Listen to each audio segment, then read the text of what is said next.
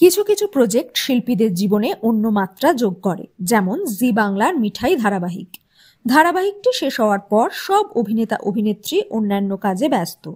মিঠাই সিরিয়ালের নায়ক আদ্রিত সিনেমার কাজে ব্যস্ত ছিলেন, তাই ছোট পর্দা থেকে বিরতি নিয়েছিলেন। বর্তমানে তিনি আবার ছোট পর্দায় ফিরেছেন। জি বাংলার মিত্তির বাড়িতে কাজ করছেন। সৌমিত্রিষা ব্যস্ত বড় পর্দা এবং ওয়েব সিরিজে।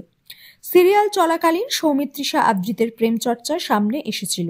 তারা ভালো বন্ধুও ছিলেন, কিন্তু সম্পর্কের কথা স্বীকার করেননি।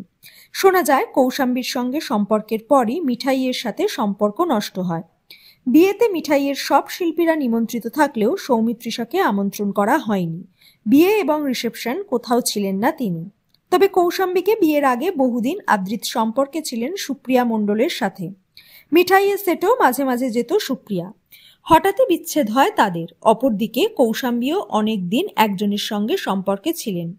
খুব অল্প বয়সে প্রেমে পড়েন তিনি। সেও ইন্ডাস্ট্রির সঙ্গে যুক্ত। প্রথমে দাদাই বলতেন তাকে, অভিনেতা নয়, তবে কৌশাম্বীকে বেশ সাহায্য করতেন। ইন্ডাস্ট্রির প্রথম দিকে বয়ফ্রেন্ডের সাহায্য পেয়েছেন অভিনেত্রী।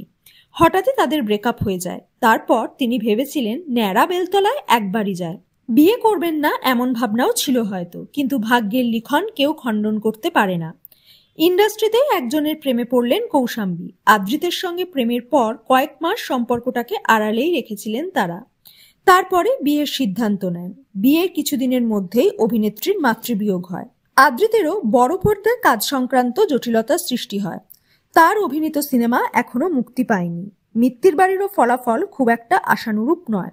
তবে সব জটিলতা কাটিয়ে সম্পর্কের গাড়ি যে এগোচ্ছে তা বলাই যায়।